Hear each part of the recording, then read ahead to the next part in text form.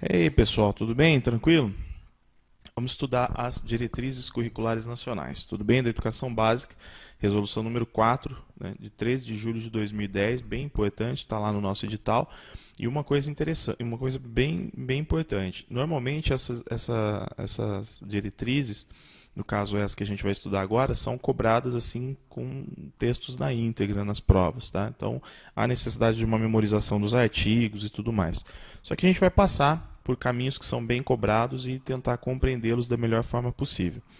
Desde já, vou fazer uma diferença, um paralelo aqui, uma diferença entre PCN e diretrizes.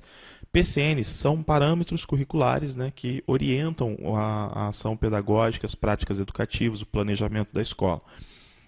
Mas são facultativos, posso utilizar ou não posso utilizar, depende daquilo que se determina no sistema educacional. Já as diretrizes não, as diretrizes são concebidas como regras, normas, são obrigadas, né, as escolas são obrigadas a considerar as diretrizes, considerar como normas vigentes aquilo que elas trazem, tudo bem? Não pode ir contra as diretrizes. Então, é uma diferença importante. E mais, as diretrizes reúnem tudo aquilo que está na LDB, na Constituição Federal, muitas coisas que estão no Estatuto da Criança e do Adolescente, reúnem em um único documento para mostrar o quanto amplo são as normas educacionais e a forma como elas devem ser compreendidas. Tudo bem? Bom, a primeira coisa que a gente precisa começar a ver aqui são os objetivos dessas diretrizes. Já no artigo 2º, das DCN, da educação básica, eu não vou ficar toda hora repetindo isso aqui, tá? Mas já no artigo 2º a gente tem uma coisa muito importante que são os objetivos. E aí eu preciso analisar com vocês com calma. Vão lá no seu PDF.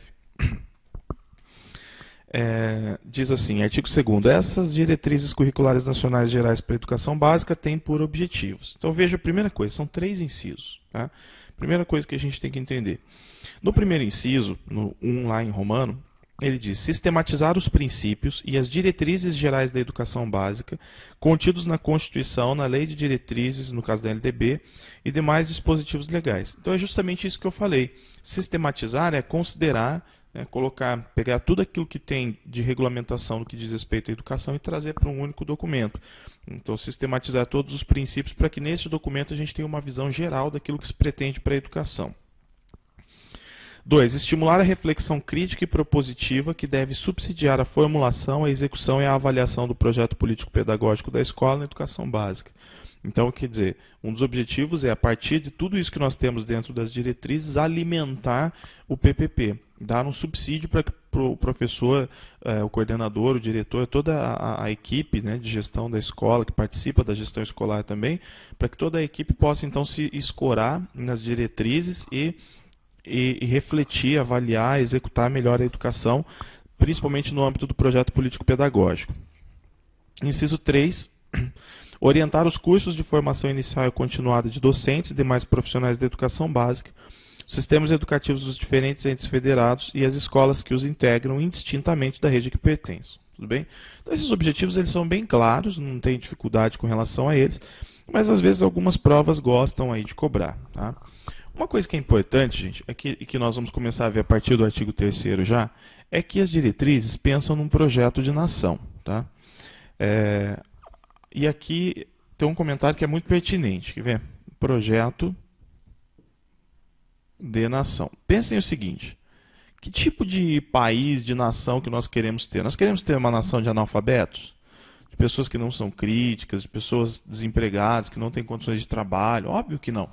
Nós precisamos de uma nação formada por um sistema educacional sólido, a crianças que vão à escola, adolescentes que saem da educação básica com boa formação, pessoas que possam integrar o mercado de trabalho, que possam conviver com o mundo tecnológico. É isso que nós queremos, não é? Então as diretrizes, na verdade, vão trazer um ideal de um projeto de nação. Mas a gente tem que tomar muito cuidado, por quê? Porque lá nos PCN, principalmente na parte de introdução dos PCN, eles vão dizer assim, que não é correto impor um sistema curricular para as escolas a ponto de tentar estipular um projeto único educacional para toda a nação sem respeitar as diferenças culturais, regionais, etc. Tá? E sem também respeitar a autonomia das instituições educacionais que nós temos pelo Brasil afora. Então, eu tenho que tomar muito cuidado para não confundir uma coisa com a outra. Tá? Os PCNs estão dizendo o seguinte: olha, nós queremos uma educação que seja sistematizada, mas que também tenha um certo nível de flexibilidade. Nesse projeto Nação, a gente está querendo uma excelente educação para o país como um todo, uma nação educada. Tá? Então, vejo que esse projeto de educação, esse projeto de nação não é algo que esteja em conflito com os PCNs na parte introdutória. Tá? Não vemos dessa forma. Bem, mas o que tem a ver esse projeto de nação? Né? É um projeto de nação que, como eu tenho falado, ele vai se respaldar lá nas normas constitucionais,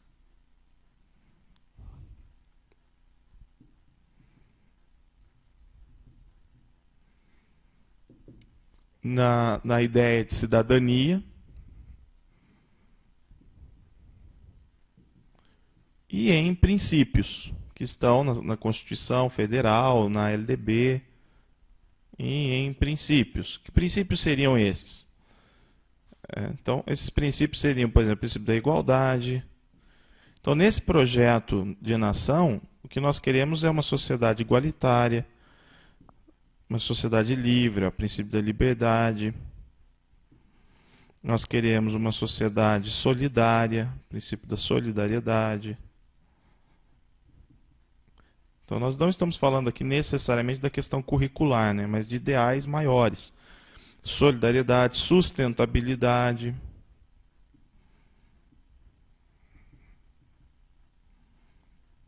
Respeito. Justiça social.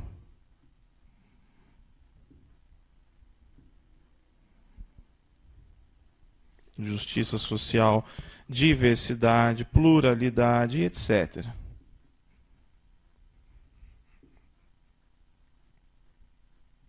Tá? Dentre outros. Então, essa é a ideia. Projeto de nação. Uma nação educada, cidadã e com uma educação forte. Só que vejam o seguinte, para nós alcançarmos isso, além da escola, né, precisar considerar aqui, dos sistemas educacionais considerarem as normas constitucionais, os ideais de cidadania e esses princípios, nós temos que eleger ainda os responsáveis por isso. Tá? Então, esse projeto Nação, ele acaba partindo para um outro projeto, que é um projeto mais amplo na parte de educação para o nosso país, que é um projeto nacional de educação, né?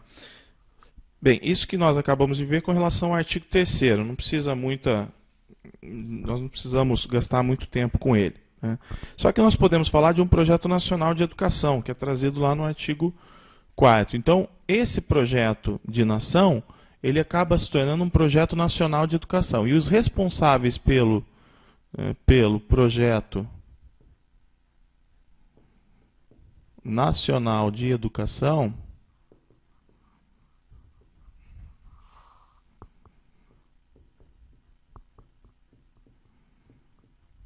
são quem? Ora, o poder público, o Estado, né? O poder público, a família, a sociedade e a escola. Então, são todos responsáveis. São responsáveis apenas pela a educação do indivíduo? Óbvio que a finalidade é a educação do aluno, da pessoa, do sujeito, mas são responsáveis pelo sucesso de um projeto nacional de educação. Então, se eu quero ter um país com índices educacionais elevados, qual é a responsabilidade, por exemplo, da família? A responsabilidade da família, por exemplo, é de matricular o filho, não é? Aqui, ó. Matricular a criança, conforme nós temos lá no Estatuto da Criança e do Adolescente, na Constituição Federal, na LDB. Então, é disso que nós estamos falando. As diretrizes, elas vão reforçar muito essa ideia, esse ideal de se construir, mas está difícil de achar uma caneta que pega aqui, se construir um projeto nacional de educação. Então, qual é o primeiro grande projeto que nós pensamos nas diretrizes? Um projeto de nação. Uma nação educada, uma nação, né, desenvolvida. Mas para eu ter uma nação educada, uma nação desenvolvida, eu tenho que pensar muito na educação, né? Tem que partir da educação. Então, as diretrizes acabam defendendo esse ideal educacional. Bem, vamos dar uma olhada aqui no artigo 4º, que é justamente o artigo que traz essa responsabilidade. Ele diz assim, artigo 4º, quando nós estamos lá nas referências conceituais. As bases que dão sustentação ao Projeto Nacional de Educação responsabilizam o poder público, a família, a sociedade e a escola pela garantia a todos os educandos de um ensino ministrado de acordo com os princípios de. Né? Então, os princípios que eles trazem aqui, vamos ver todos. Esses princípios, é sempre importante, tá, gente? Conhecer esses princípios, eles são muito cobrados. Então, princípios de igualdade de condições para o acesso, inclusão, permanência e sucesso na escola. A gente já tem isso na LDB, já temos isso no Estatuto da Criança e do Adolescente. Igualdade de condições para o acesso, inclusão, permanência e sucesso na escola. Por isso que a gente fala tanto em universalização do sistema de ensino.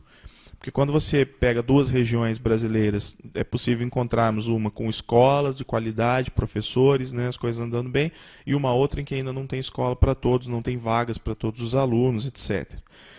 2. Liberdade de aprender, ensinar, pesquisar e divulgar a cultura, o pensamento, a arte e o saber. Isso também já está lá no artigo 3º da LDB. Pluralismo de ideias e de concepções pedagógicas. Respeito à liberdade e aos direitos. Coexistência de instituições públicas e privadas de ensino. Gratuidade do ensino público em estabelecimentos oficiais. Valorização do profissional da educação escolar. Gestão democrática do ensino público na forma da legislação e das normas dos respectivos sistemas de ensino. Então fala-se muito da gestão democrática, mas aí quando você vai conversar com os coordenadores, com professores, muitos não conhecem projeto político-pedagógico, nunca participaram da execução de um projeto político-pedagógico, do planejamento. Então é algo que precisa melhorar no nosso sistema educacional. Garantia de padrão de qualidade, valorização da experiência extraescolar, e o inciso 9, vinculação entre a educação escolar, o trabalho e as práticas sociais. Tem sido muito falado esse inciso 9, tá? Esse princípio, né? Essa vinculação entre educação escolar, trabalho e práticas sociais. A gente tem aí uma espécie de uma tríade que é a grande responsável pela formação do sujeito autônomo, crítico, reflexivo, trabalhador, etc. Então, a união dessa vinculação entre educação escolar, trabalho e práticas sociais é uma das tríades mais importantes que nós temos na educação e que representa um princípio, tá? Muito cobrado em prova isso.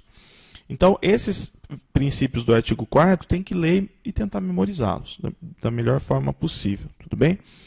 Eles são bem importantes. Bem, quando nós falamos de educação básica, uma primeira característica importante e que é um objetivo também é a universalização. O que é a universalização da educação básica, gente? Tantas vezes eu falo nessa palavra universalização. A universalização significa o quê? Educação para todos, escola para todos. Universalizar é levar a educação para todos, ou colocar todos na escola. Só que nós também temos como um outro ideal da educação básica, além da universalização de colocar todos na escola, é também fazer com que ela cumpra o seu papel social, que é servir enquanto um alicerce para a cidadania.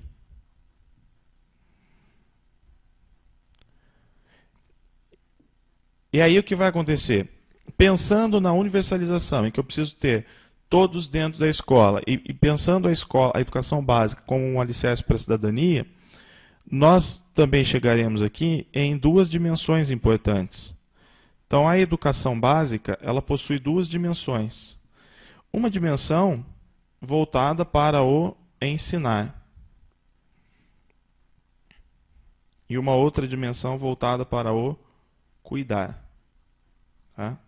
Ensinar e cuidar. São as duas dimensões da educação básica.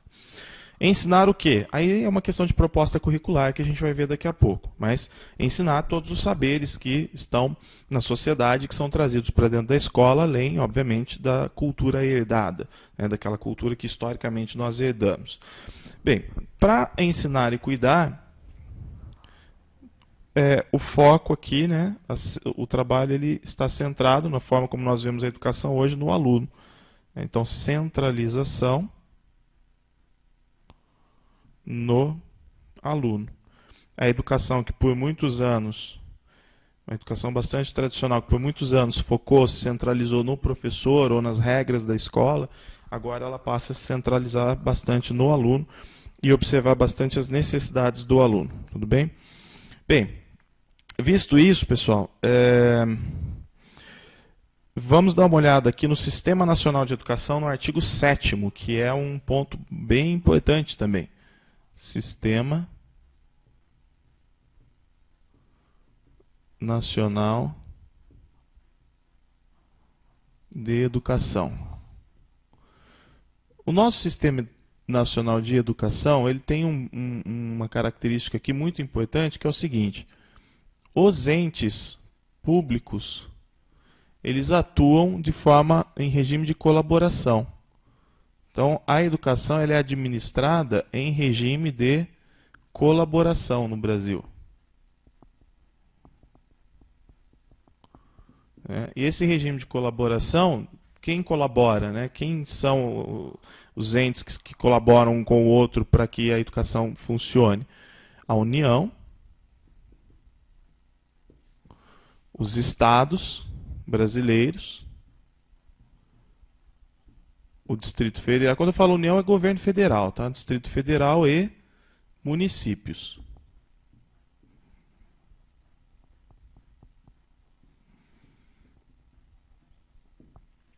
Ok? Então, por exemplo, nos municípios hoje há uma grande necessidade de construção de escolas. Né, já para os anos iniciais, para a pré-escola. Os municípios sozinhos muitas vezes não têm condições de construir essas escolas e tudo mais. Então ele recorre a fundos, recursos da União. Então é um regime de colaboração. Tá?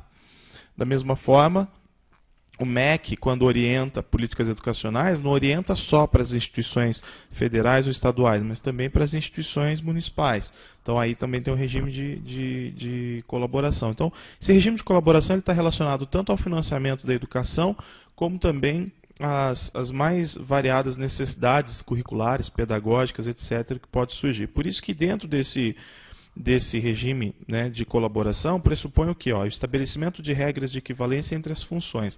Quais são as funções que nós temos nesse regime de colaboração? Distributiva, supletiva, olha lá, funções dentro desse regime. Nós vimos isso em LDB já, né? Funções. Distributiva, né? Distributiva de recursos, né? Supletiva.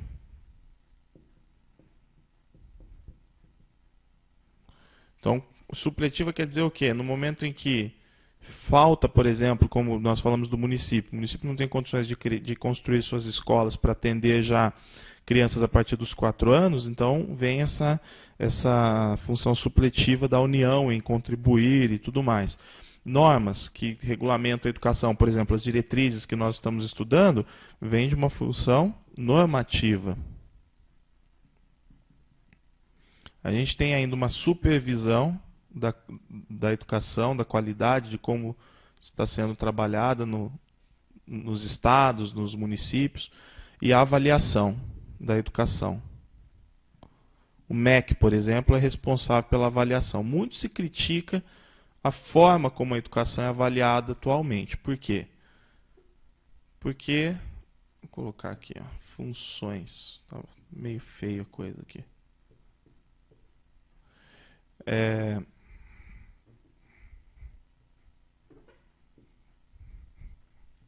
Tá bom. Então essas são as funções. O que se critica muito, por exemplo, com relação a essa questão da supervisão, muitas vezes, da avaliação e até das normas, né, da função normativa. muitas políticas educacionais que são determinadas no nosso país, elas são determinadas de cima para baixo, né? Então são imposições do MEC. Vai se fazer uma avaliação institucional na escola, o MEC já meio que elabora um questionário e manda para os professores. E a avaliação ela é realizada lá na semana da avaliação institucional ou em 2 dias, num determinado período do ano. Isso é uma forma errada de se conceber a educação, vai um pouco até contra tudo que as diretrizes nos passam com relação à autonomia, criatividade, inovação e tudo mais.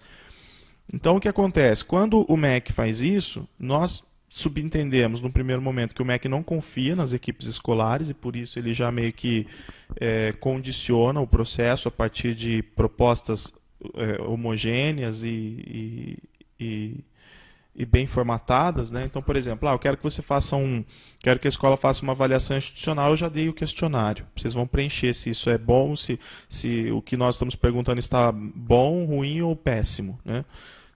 Alguns questionários ainda têm até cor, assim, né? Se aquele item a ser avaliado, eu coloco nele um vermelho, um amarelo ou um verde, né? Então, o que acontece? Isso, de certa forma, dá assim uma noção do que a escola tem, do que a escola não tem, do que ela precisa, do que ela não precisa, mas isso não parte da equipe educacional, ou seja, a escola ela é condicionada aos estímulos, às políticas que são lançadas lá no âmbito federal. E não se gera uma cultura e uma identidade dentro da escola em que a própria equipe tem, né, essa autonomia e muitas vezes a competência para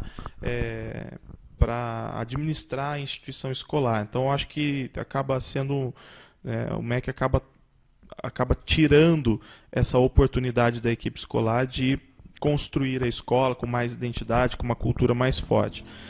Mas, por outro lado, os próprios órgãos de hierarquia superior, como, por exemplo, o MEC, né, vão muitas vezes, quando se manifestam, dizer o seguinte, que os professores ainda precisam de muita formação continuada, assim como coordenadores e diretores, para saber conduzir a escola de forma autônoma, que talvez não estão ainda preparados para isso. Então é uma crítica muito séria que vem de cima também. Mas tudo bem, por que existe isso aqui, pessoal? Por que nós temos um Sistema Nacional de Educação, né? Por que a gente tem um regime de colaboração e por que dentro desse regime nós temos essas funções? Justamente para se evitar uma coisa que acaba sendo um problema muito sério na educação, que é evitar a fragmentação das políticas educacionais. Tá? Evitar a fragmentação das políticas educacionais. Tá lá. Fragmentação das políticas educacionais. A ideia é consolidar as políticas, né? Mas mesmo assim ainda nós estamos num estágio bem complicado no nosso país, tá? As políticas ainda têm um nível de fragmentação muito alto, muito forte, até por causa das características do nosso país, dos regionalismos, etc. Bem, visto isso, pessoal, vamos dar uma olhadinha aqui, né? Vamos dar uma passada aqui no artigo 7º. Eu quero ver com vocês os 3 incisos, os 3 parágrafos do artigo 7º. Tá? Então, no primeiro parágrafo, artigo 7º, parágrafo 1º, diz assim: essa institucionalização é possibilitada por um Sistema Nacional de Educação. O que seria isso? Lá no caput, ele diz assim: a concepção de educação deve orientar, no caput na cabeça do artigo 7º, a concepção de educação deve orientar a institucionalização do regime de colaboração entre União, Estados, Distrito Federal e municípios. Tá?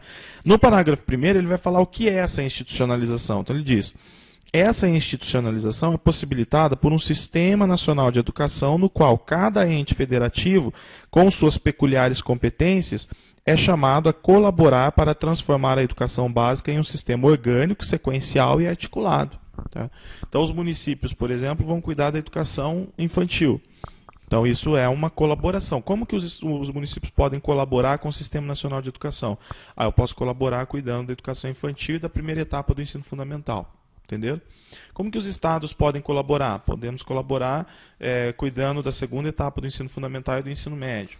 Aí vem a União, colaboramos com institutos federais, com escolas técnicas, etc. Então, é assim que funciona esse sistema. E aí, dentro do sistema, materiais, por exemplo, a União tem lá, né, um projeto, né, que é da Gráfica Nacional e tal, que nós temos o Plano Nacional do Livro Didático.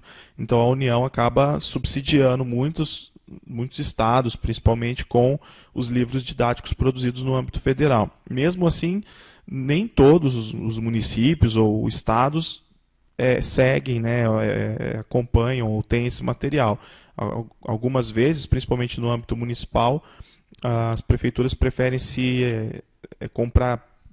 comprar sistemas educacionais prontos, né, sistemas privados, ângulo, positivo, etc. Bem, no parágrafo 2º, ele diz assim: o que caracteriza um sistema é a atividade intencional e organicamente concebida. Organicamente concebida quer dizer o seguinte: orgânico vem de organização. Então, é como se nós tivéssemos um mapa em que eu tenho quais são as competências e as atuações de cada ente que nós estamos vendo: União, Estados, municípios e Distrito Federal. Que se justifica pela realização de atividades voltadas para as mesmas finalidades ou para a concretização dos mesmos objetivos.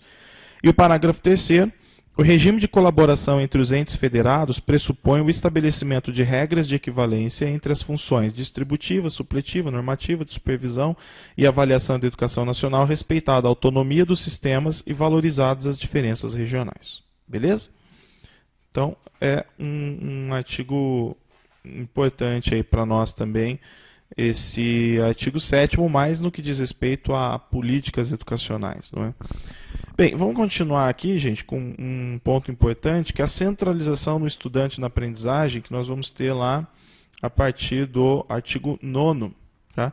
Na verdade, o artigo 8º é um artigo bem importante também. Ó, ele diz assim: a garantia de padrão de qualidade com pleno acesso, inclusão e permanência dos sujeitos das aprendizagens na escola e seu sucesso, com redução de evasão, de retenção e da distorção de idade e ano série, resulta na qualidade social da educação, que é uma conquista coletiva de todos os sujeitos do processo educativo. Então, o que ele está falando no artigo 8º? Ele está falando da necessidade de qualidade educacional, não é? Então, qualidade. Por que ter qualidade educacional? Qual é o sentido da qualidade educacional? Então, ter infraestrutura representa qualidade, ter um bom sistema de ensino representa qualidade, não ter evasão, não ter repetência, não ter defasagem de idade, ano, série, né? Tudo isso diz respeito à qualidade. Mas é um texto bem genérico, que a gente, né, estamos acostumados com ele. Agora, no artigo 9º, que é um ponto importante para a gente aqui, ele vai falar bastante da centralização no estudante na aprendizagem. Então, para eu ter qualidade educacional, eu tenho que pensar no estudante e tenho que pensar na aprendizagem. Então, traz aqui um valor importante. Um dos grandes valores das diretrizes, vocês perceberam que eu sempre estou com uma flanelinha mequetrefe aqui, né? Mas elas são as melhores. Então, na verdade, o artigo 9º, ele vai trazer um valor muito importante, que é justamente essa centralização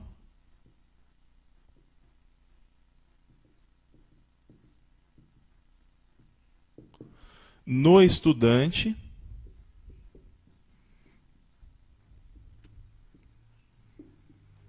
e na aprendizagem. Ó, isso aqui é um valor. Meu Deus, como pode fazer umas letras tão feias? Aprendizagem.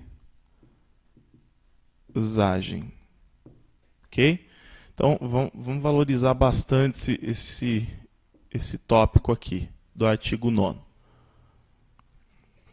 O que o artigo 9º vai nos trazer? Vamos lá.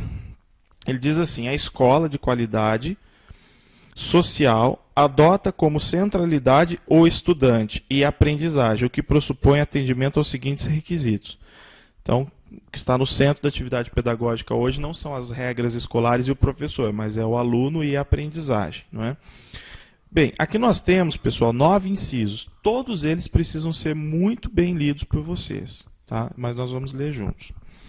Inciso 1. Revisão das referências conceituais quanto aos diferentes espaços e tempos educativos, abrangendo espaços sociais na escola e fora dela.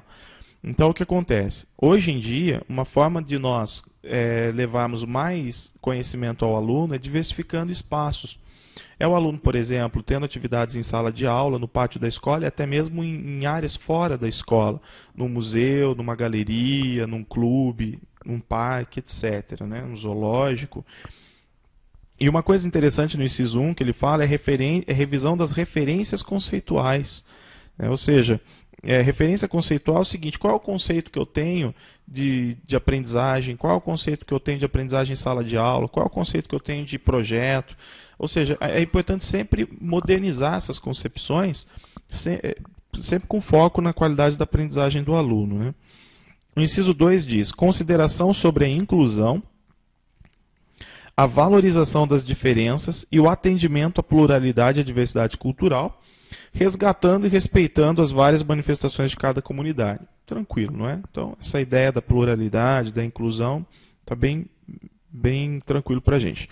Foco no projeto político-pedagógico, no gosto pela aprendizagem e na avaliação das aprendizagens como instrumento de contínua progressão dos estudantes. Também vejo que são coisas bem gerais, mas que é importante nós sabermos.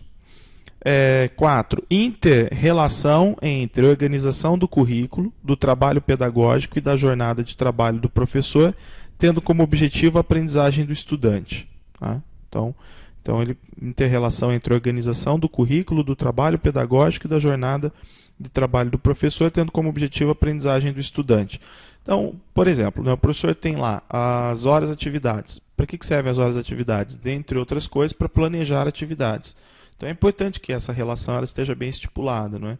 Então, atividades planejadas no momento certo, executadas no momento certo, e que isso também tenha uma relação, como ele fala aqui, né, com o trabalho pedagógico como um todo, com a organização do currículo.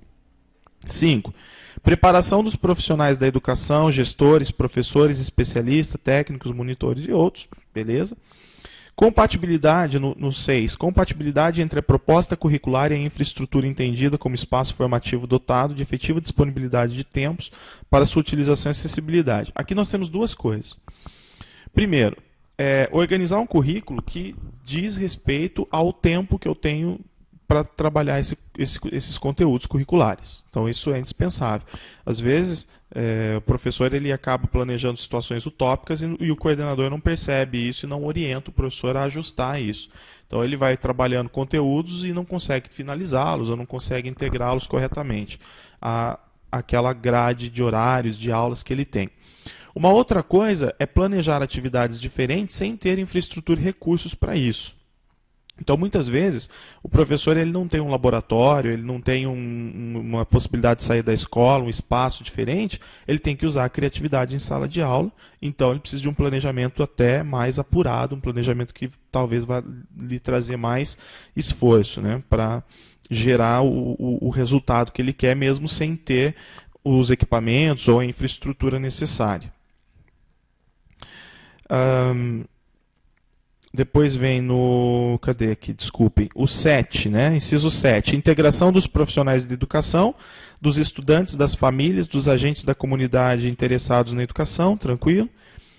8. Valorização dos profissionais da educação com programa de formação continuada, critérios de acesso, permanência, remuneração compatível com a jornada de trabalho, definida no projeto político-pedagógico.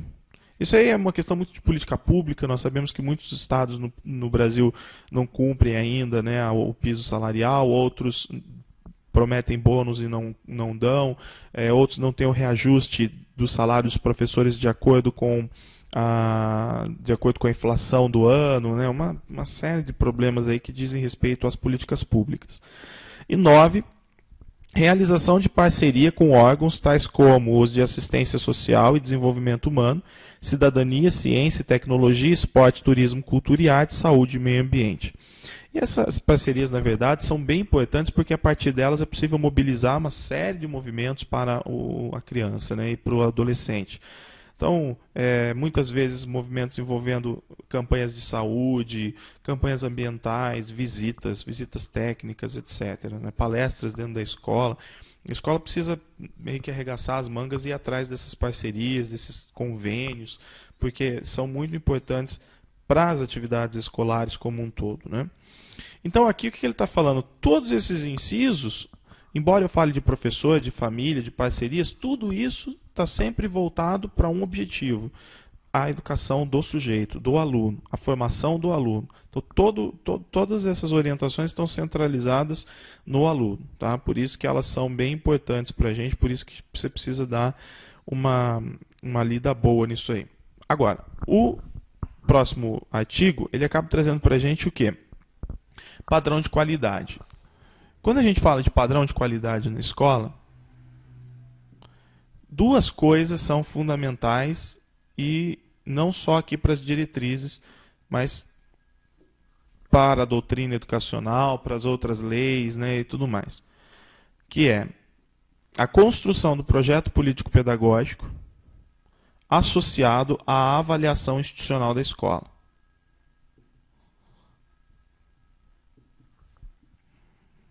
Lembrando que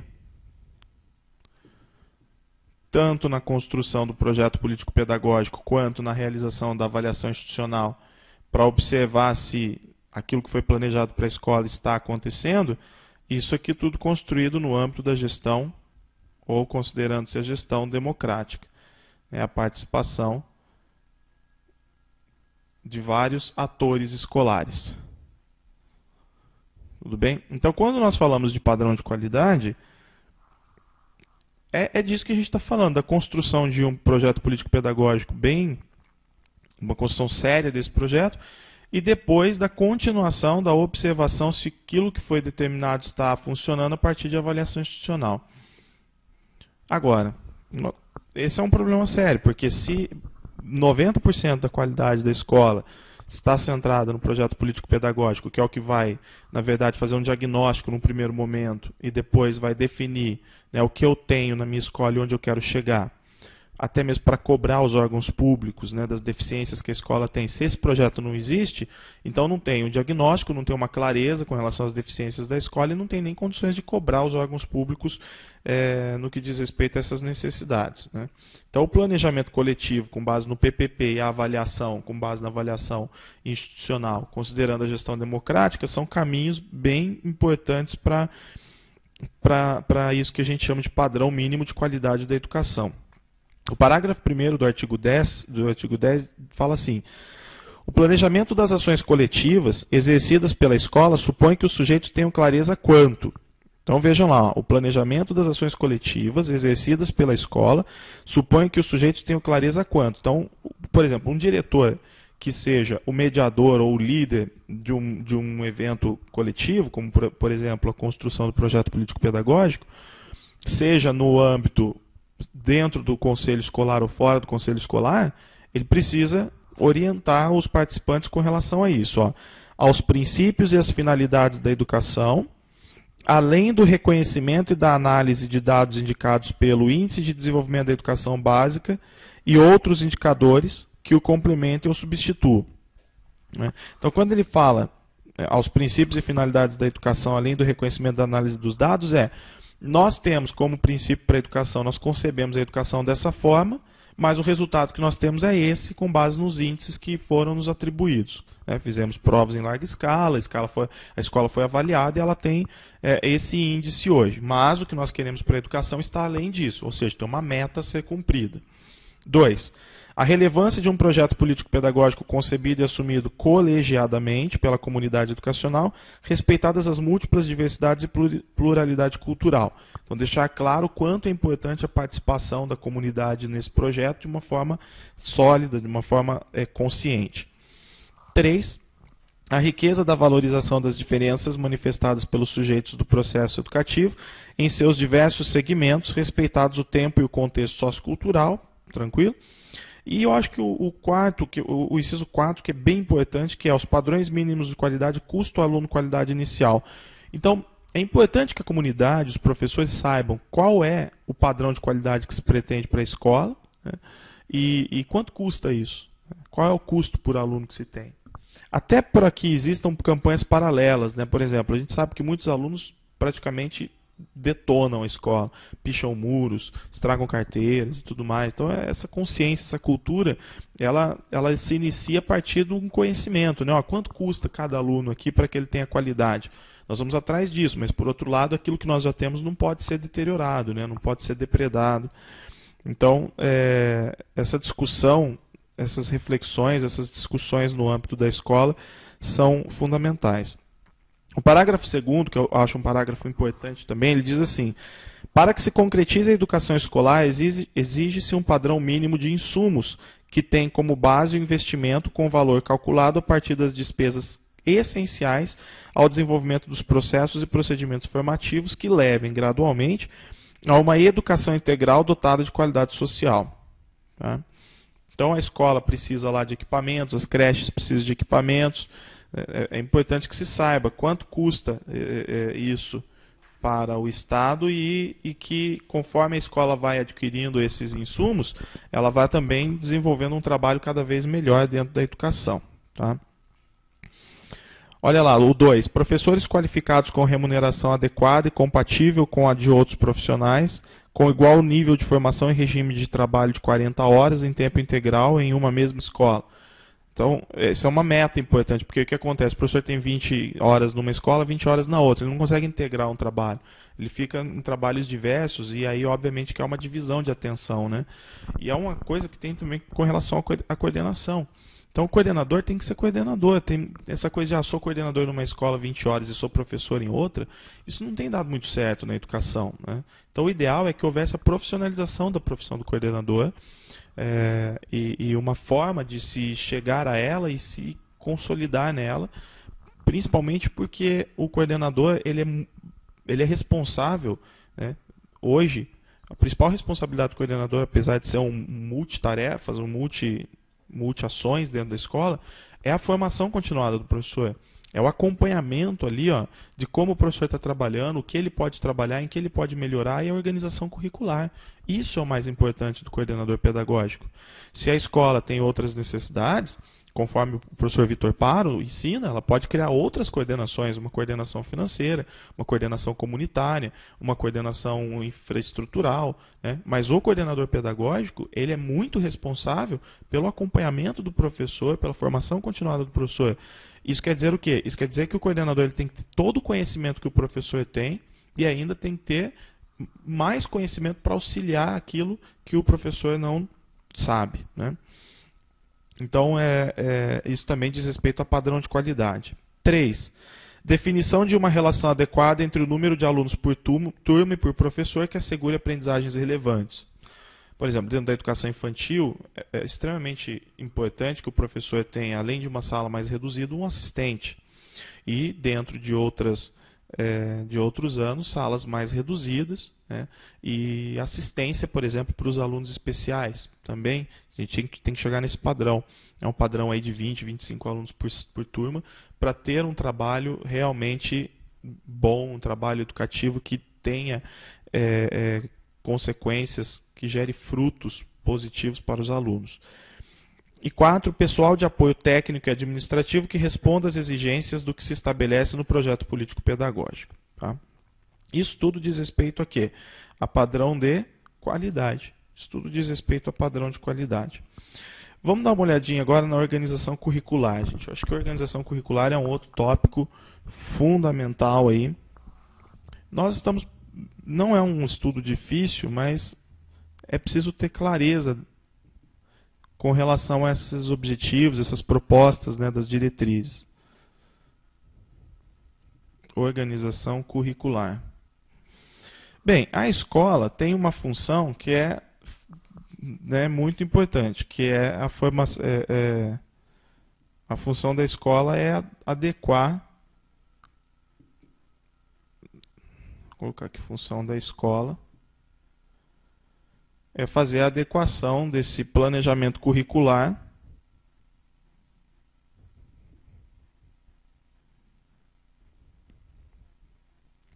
adequar então o planejamento curricular a tempo, grade, né?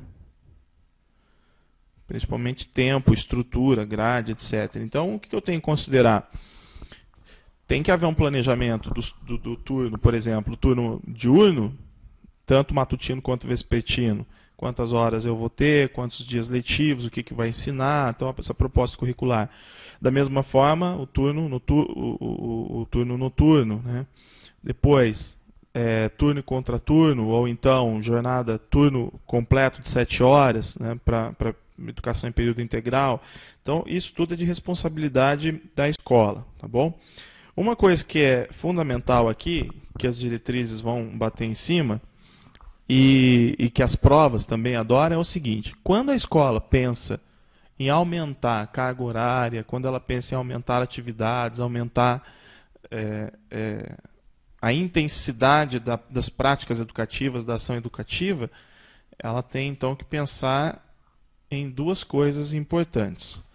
Então, num primeiro momento, aumento do tempo de permanência do aluno na escola. Respeitando essa tendência, né, de que nós queremos atingir a educação em tempo integral. Só que só aumentar tempo na escola não adianta, tem que aumentar o que também? Infraestrutura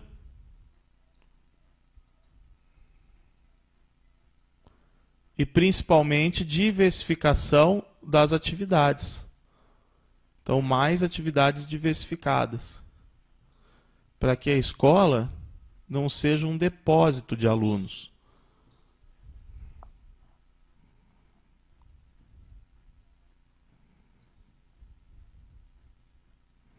Para que a escola não seja um depósito de alunos. Tá? Então, isso aqui é uma fórmula simples que nós temos, que diz respeito a essa proposta das diretrizes curriculares nacionais. Lá no artigo 11, deixa eu ver aqui.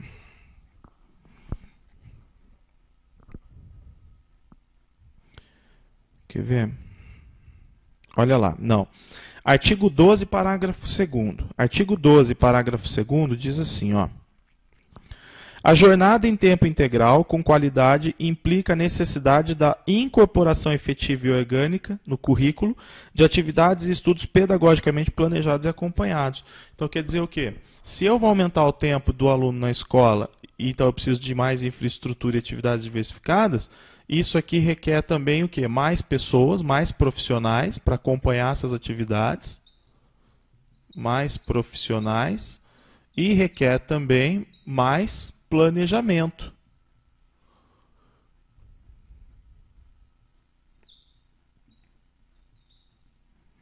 Mais profissionais e mais planejamento. Está aqui. Tranquilo? É necessário que se crie uma cultura do planejamento na escola. Muitas vezes ele é deixado de lado porque o professor, o coordenador, o diretor, etc., eles têm outros problemas e acaba sempre vendo o planejamento como algo irrelevante, quando na verdade o planejamento é o que tem de mais importante.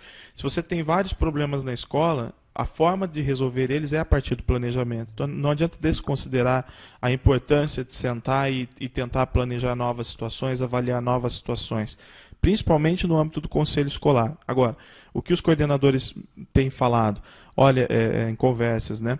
Vinícius, um dos grandes problemas do conselho escolar, ninguém quer participar.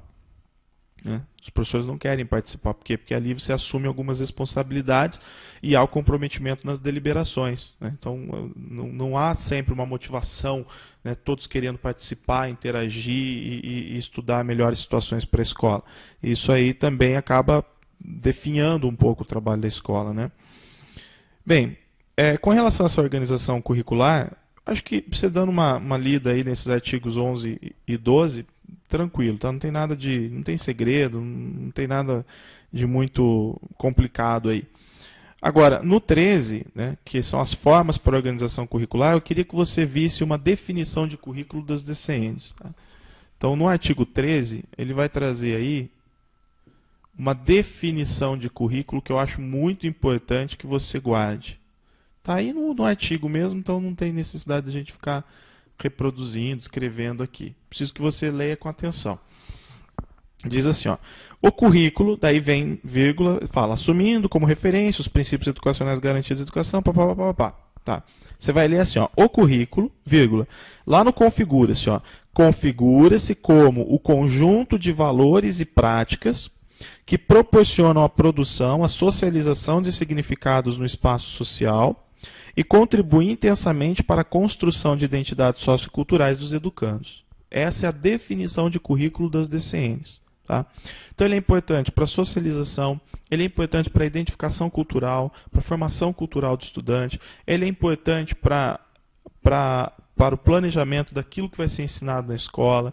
É a partir do currículo que a gente tira do meio todos os saberes e transformamos em saberes escolares. Tá? Então, aqui tem toda a complexidade do currículo nessa definição que eles trazem aqui. Agora, uma coisa que é importante dentro do currículo é a proposta curricular. E hoje em dia, na proposta curricular, alguns pontos são muito valorizados. Por exemplo, valoriza-se muito dentro da proposta curricular as experiências. Então a ideia é que dentro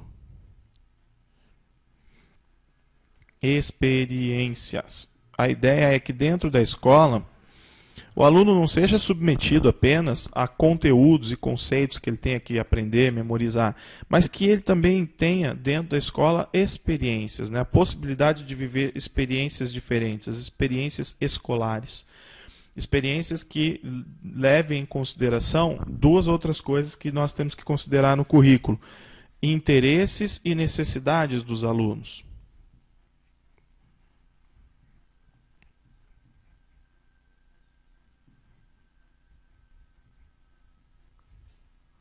Então é em cima disso que hoje as bibliografias, as leis estão batendo muito em cima, né? Um currículo que olhe para os interesses e necessidades dos alunos, sempre a partir de um trabalho mediado e com intervenção do professor. Uma outra coisa, os conhecimentos prévios dos alunos. Então o currículo também tem que pensar nisso, né? Nos conhecimentos prévios, atividades que considerem esses conhecimentos prévios dos alunos. Tá? Vejam que dentro da proposta curricular nós temos uma série de valores, né, vamos dizer assim, que são fundamentais. Outra coisa que a proposta curricular tem que considerar: a necessidade de contextualização, né, ou seja, proporcionar atividades, contextualização, atividades que sejam contextualizadas, né, com a realidade do aluno. Outra coisa, além do currículo formal, aquilo que é estabelecido por normas, o que eu vou ensinar em língua portuguesa, em matemática, etc., também não nos esquecemos do conteúdo diversificado. Conteúdo diversificado que diz respeito à cultura regional, à cultura comunitária do aluno, né? Conteúdo de diversidade. É um animar mesmo. Conteúdo diversificado. Tá? Conteúdo diversificado. Outra coisa, previsão do trabalho com disciplinas, ou então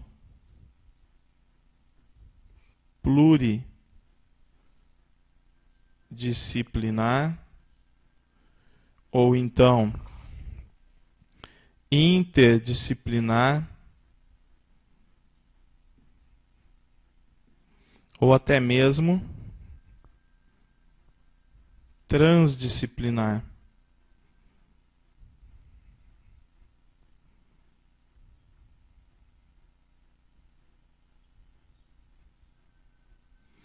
Então, a proposta curricular ela tem que trazer essas oportunidades de um trabalho disciplinar, pluridisciplinar, interdisciplinar ou até mesmo transdisciplinar. Bom, disciplinar, estudo de disciplina por disciplina, matéria por matéria, normalmente individualizado em um professor. Pluridisciplinar, a possibilidade de uma grade recheada com conteúdos diferentes em disciplinas diferentes. Interdisciplinar, o trabalho em que as disciplinas se comunicam, consequentemente os professores também se comunicam. Então, se eu tenho um professor só, ele comunica dois conteúdos que são vistos em disciplinas diferentes, mas que se integram. ou então dois professores diferentes que vão contribuir na união de conteúdos diferentes, mas que na verdade se integram para dar uma visão melhor da realidade para o aluno. Ou transdisciplinar, que concebe o conhecimento como um todo. Então, o transdisciplinar independe se eu estou estudando matemática ou biologia, tudo é conhecimento para a vida, tudo é importante, então não há necessidade de criar rótulos. Agora eu estou na área da biologia, agora eu estou na área da química. Não, na verdade tudo é conhecimento. Então, essa ideia de transdisciplinar vai além do sistema disciplinar e trabalha com a ideia da interpretação da realidade, de mundo, da observação da realidade pelo aluno, com base em todos os conhecimentos que são oferecidos para ele na escola. Tá? Então, essa ideia você vai fazer uma leitura aí, do artigo 13 e tal, dos incisos, parágrafos que ele traz, e nós vamos perceber a importância disso que a gente está comentando aqui, desses valores que devem estar presentes na proposta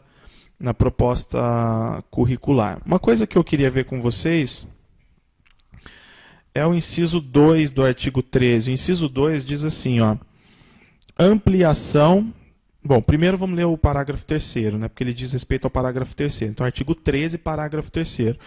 A organização do percurso formativo, aberto e contextualizado, deve ser construída em função das peculiaridades do meio e das características, interesses e necessidades dos estudantes, incluindo não só os componentes curriculares centrais obrigatórios previstos na legislação e nas normas educacionais, mas outros, também de modo flexível e variável, conforme cada projeto escolar e assegurando. Aí no 2, ele fala assim, no inciso 2, ampliação e diversificação dos tempos e espaços curriculares que pressuponham profissionais da educação dispostos a inventar e construir a escola de qualidade social com responsabilidade compartilhada com as demais autoridades que respondem pela gestão dos órgãos do poder público, na busca de parcerias possíveis e necessárias, até porque educar é responsabilidade da família e do Estado da sociedade. Então ele quer dizer o seguinte, que é preciso, no momento de se planejar a proposta curricular, trazer mais diversidade de tempos e espaços escolares, aquilo que a gente estava falando, trazer profissionais para dar palestras na escola, levar os alunos para visitas técnicas em outros lugares, contar com a comunidade, com a família para ajudar na execução de atividades comunitárias, fazer com que o aluno aprenda mais sobre a identidade local dele também. Então, ou seja, a criatividade, a expansão, a diversificação do ensino é importante, para que isso tudo tenha um sentido, tenha um significado para o aluno. Tá? E aquilo que eu disse sobre disciplina, sobre uma organização disciplinar, pluridisciplinar, interdisciplinar e transdisciplinar, isso está associado, na verdade, a abordagens educacionais. Está lá no inciso 3, a escolha da abordagem didático-pedagógica. Então faz parte também. Uma coisa bem interessante que vem aqui e que é uma união com a ideia dos PCNs, quer ver? Deixa eu procurar aqui para vocês.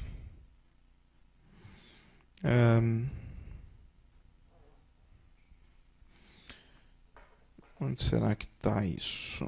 Aqui, parágrafo 4º.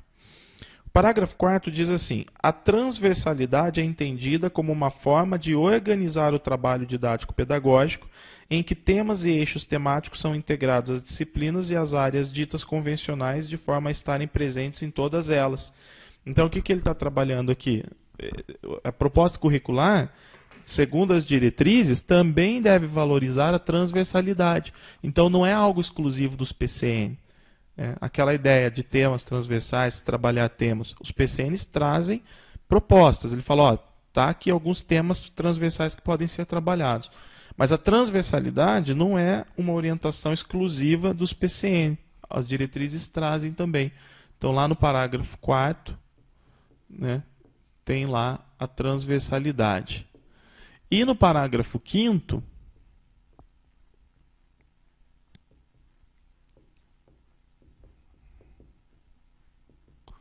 a transversalidade. E no parágrafo 5º, a gente vai ter uma união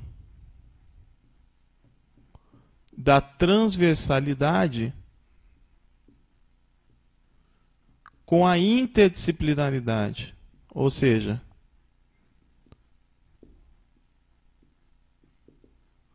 da transversalidade com a interdisciplinaridade. Trabalhar os conteúdos disciplinares porém de forma associada, ligada e ainda com os conteúdos transversais, também formando redes de aprendizagem, redes de conteúdos, né? Então, isso aqui é um esquema bem bobinho que às vezes aparece, mas essa é a ideia, né? Então, trabalhar transversalidade e interdisciplinaridade. Vejam lá, parágrafo 5º. A transversalidade difere da interdisciplinaridade e ambas complementam-se. Tá vendo? Então, uma é diferente da outra, mas ambas complementam-se, rejeitando a concepção de conhecimento que torna a realidade como algo estável, pronto e acabado. Então, eu ensinei matemática, por que não posso, de repente, ter uma discussão, um debate sobre um determinado conteúdo com base num tema transversal, né? Por quê? Porque aí a realidade não é algo estável, pronto e acabado. Quando o professor aplica a transversalidade e a interdisciplinaridade, quando os professores trabalham dessa forma, quando a proposta curricular é pensada assim, todo o conteúdo que é visto é tema a ser debatido, discutido. Então não é algo estável, pronto e acabado. Tá bom?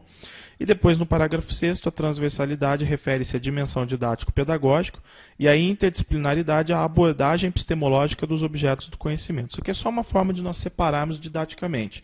O que é a transversalidade? Então, é um recurso que se refere à dimensão didático-pedagógica. Trazer conteúdos transversais para incluí-los, né, em todos os... Por exemplo, saúde é um tema transversal que eu posso incluir em todas as disciplinas. Então, é uma dimensão didático-pedagógica. Já a interdisciplinaridade é uma abordagem epistemológica, é um como fazer, tá? Como trabalhar com os objetos de conhecimento, com conteúdos de 2 ou mais disciplinas. Bem, no próximo ponto nosso é formação básica comum e parte diversificada, que continua trabalhando também com a ideia do currículo, mas a gente vai ver isso na segunda parte da aula, porque senão essa aula vai ficar muito comprida, então vamos dividi-la, tudo bem? Até a próxima aula.